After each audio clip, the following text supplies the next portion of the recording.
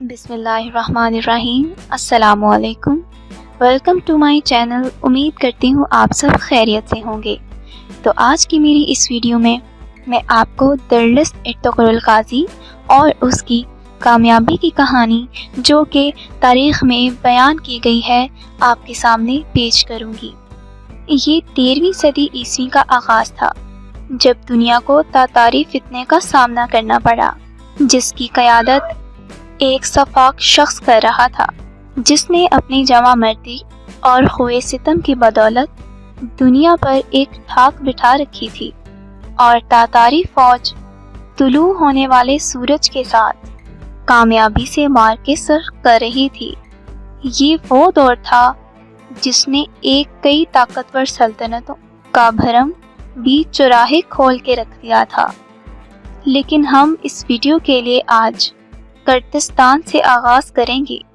بدترین قتل عام کے بعد جب کھوپڑیوں کی تعمیر رمینار کر کے، تو ایسے سفاک زمانوں میں چرواہوں کے ایک قبیلے نے اپنے سردار سلیمان شاہ کی قیادت میں ہجرت کر کے موجودہ ترکی کو اپنا مسکن بنا لیا، جہاں سلجوق خاندان کے حکمران سلطان علاء الدین کی حکومت تھی، جو خود بھی اس وقت رومی یلغار کی زد میں تھا۔ اس نے انہیں غریب الوطن سمجھتے ہوئے رہنے کے لیے جاگیر بخش دی، لیکن وہ یہ نہیں جانتا تھا کہ قدرت نے ان کی صورت میں ایک جنگجو حریف دے دیا ہے۔ ارطغرل الغازی کے پیدائش 1188 عیسوی میں ہوئی اور وفات 1280 عیسوی میں۔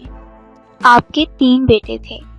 ان میں عثمان غازی نے 1281 عیسوی میں، یعنی اپنے والد کی وفات کے 10 سال بعد خلافت قائم کی، اور ارطغرل کے اسی بیٹے کی نام سے ہی خلافت کا نام خلافت عثمانیہ رکھ دیا۔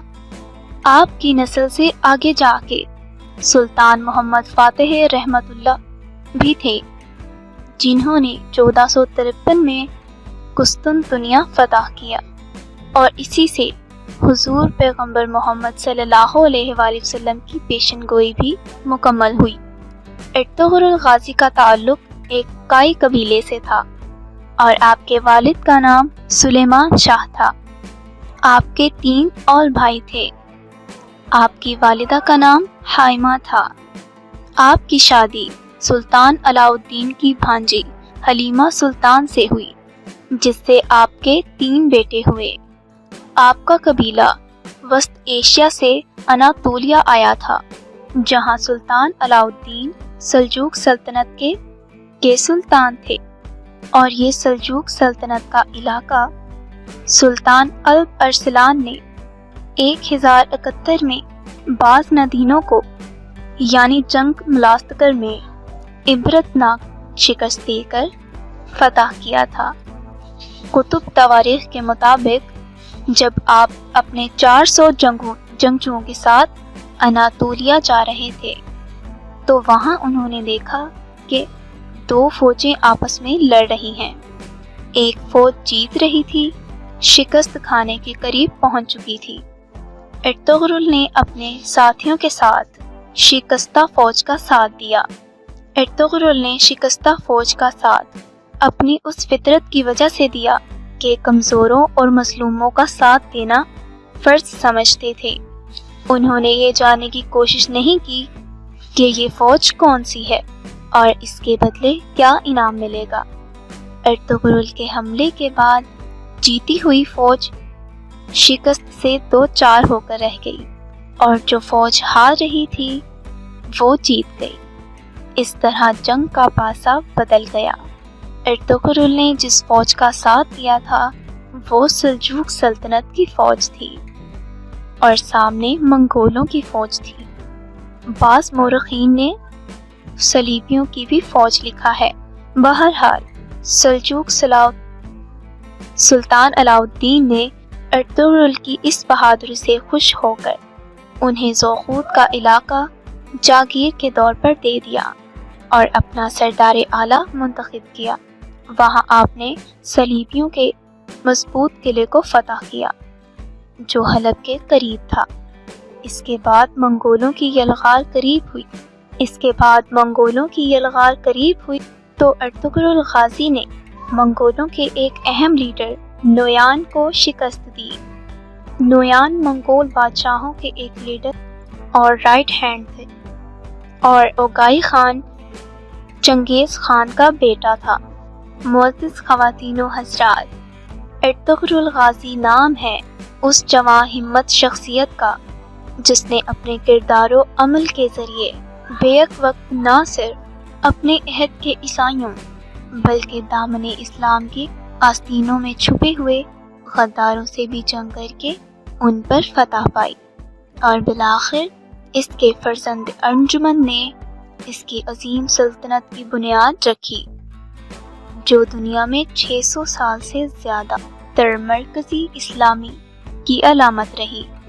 ناظرین، یہ وہ عہد تھا جب سلجوق سلطنت کا عہد شباب عالم پیری سے گزر رہا تھا اور مختلف صوبے اپنی آزادی کا اعلان کر چکے تھے، لیکن کائی قبیلے کے اس سردار ارطغرل غازی کے خون میں جو خون کی وفاداری تھی وہ ہر آزمائش میں قائم رہی، اور اس نے کبھی بھی اپنے محسن سلطان علاء الدین سے بغاوت کا گناہ نہ کیا۔ یہی وہ دن تھے جب 1258 میں لاکو خان نے خلافت بغدادیہ پر حملہ کر کے اس کو تہس نہس کر دیا۔ اس کی بدولت عالم اسلام کی مرکزیت ختم ہو کر رہ گئی، لیکن فطرت کی جانیں اپنی اور جدا گانا ہوتی ہیں۔ تو اسی سال اللہ نے ارطغرل کے گھر اس کے صاحبزادے عثمان کی شکل میں ایک نئی روح بھیجی، جس نے اپنی اوائل عمری میں ہی محسوس کر لیا تھا کہ مسلمان ہر گزرتے دن کے ساتھ زوال آشنا ہو رہے ہیں۔ وہ جان چکا تھا کہ سلطنت سلجوق صدیوں کے سفر اور رومیوں سے جنگ کے بعد کمزور ہو چکی تھی، اور دوسری تاتایاری یلغار ایک ایسا طوفان تھا جس کو روکنا غداروں سے بھرے دربار کی بس میں بھی نہ تھا۔ تو جب 1300 عیسوی میں تاتاری وحشی قبیلے نے سلجوق سلطنت پر حملہ کیا تو اس جنگ میں سلجوق سلطان اپنے انجام کو پہنچ گیا، جس کے بعد ارطغرل کا بیٹا عثمان، جس کی تربیت تاریخ کے اس عظیم پیدائشی جرنل نے اپنی خاص نگرانی میں کی تھی، مکمل طور پر آزاد تھا۔ سو اس عہد میں جنگی مسائل میں الجھنے کی بجائے بہترین امور مملکت چلانے کی طرف توجہ دی۔ وہ اپنے باپ ارطغرل کی جانب سے ملنے والی ذہانت اور انصاف پسندی کی وجہ سے نہ صرف مسلمانوں بلکہ غیر مسلموں کی نگاہ میں بھی قابل احترام حکمران تھا، لیکن اس عہد کے بگڑے ہوئے ترک سرداروں نے اس کی امن پسندی کو اس کی کمزوری سمجھا اور رومیوں کے ساتھ ساس باز کر کے اس پر حملہ آور ہو گئے۔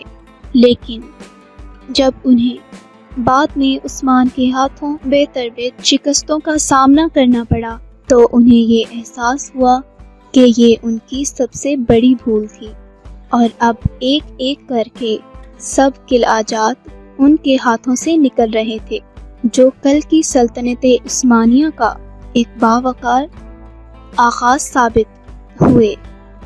اور پھر چشم فلک نے وہ وقت بھی دیکھا جب قسطنطنیہ یعنی موجودہ استنبول بھر بھی پرچم اسلام لہرانے لگا، اور اب عیسائیوں کو اس بات کا یقین ہو چکا تھا کہ وہ اکیلے کبھی بھی اس مرد مجاہد کا مقابلہ نہیں کر سکتے، تو انہوں نے اپنی ہزیمت کا بدلہ چکانے کے لیے تاتاریوں سے مدد مانگی، جس پر ارطغرل کے اس عظیم بیٹے نے اپنے جمع سال صاحبزادے جو کہ ولی عہد کا منصب رکھتا تھا اس کے مقابلے کے لیے بھیجا۔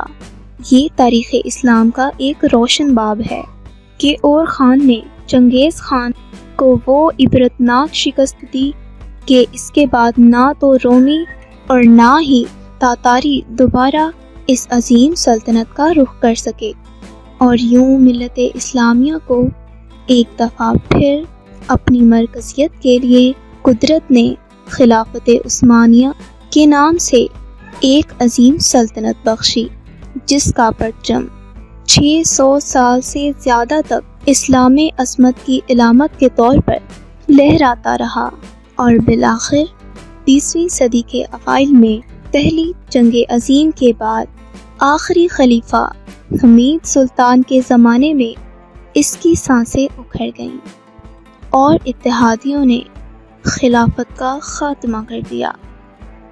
تو ناظرین، آج کے لیے بس اتنا ہی۔ امید کرتی ہوں آپ کو میری یہ ویڈیو ضرور پسند آئی ہوگی۔ اگر پسند آئی ہے تو ویڈیو کو پلیز لائک کر دیں، شیئر کر دیں، اور چینل کو ضرور سبسکرائب کر دینا، اور بیل آئیکن کو بھی پریس کر دینا تاکہ میری ہر نئی آنے والی ویڈیو آپ تک پہنچ سکے۔